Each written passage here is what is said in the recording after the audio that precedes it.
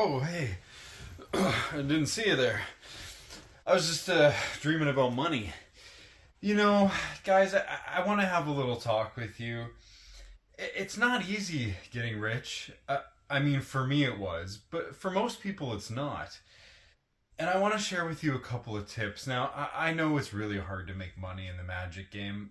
I did it, but not everybody can. But if you want to do it, there's something that you need to know. Guys, Wizards is not on your side. Wizards is always looking to reprint things to make a quick buck, and I get it. But on the other hand, it makes it tough for guys like you and me to make a dollar. And so I want to share with you a couple of tips. And the first thing that I want to say is that almost nothing is safe from reprints. And that's a problem if you're trying to predict where things are going to go price wise, because the amount that something gets printed has a lot to do with it.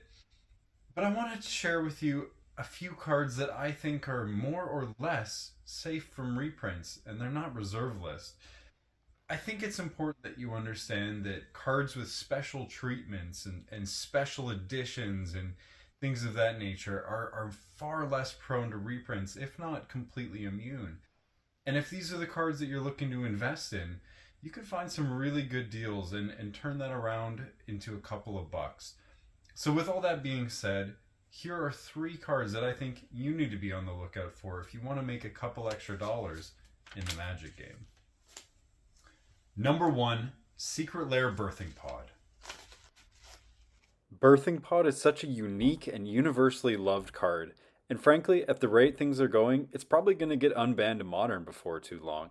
I think it's a good idea to pick one up for $21 because frankly, that's about the same price as a regular one. You really can't go wrong here. Number two, The Secret Lair Tokyo Lands. Weebs love magic, and magic loves weebs, and I'm not judging.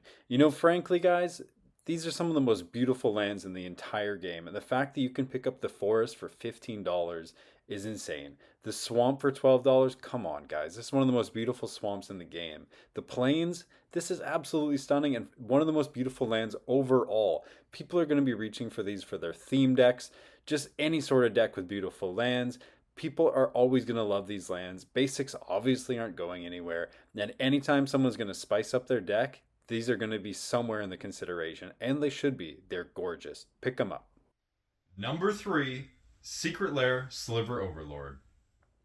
Guys, this is such an iconic card, and I have a real soft spot in my heart for it. I love slivers. A lot of people really love slivers. It's one of the most popular creature types in the entire game. And if anybody out there is going to build a sliver commander deck, they're absolutely going to need Sliver Overlord.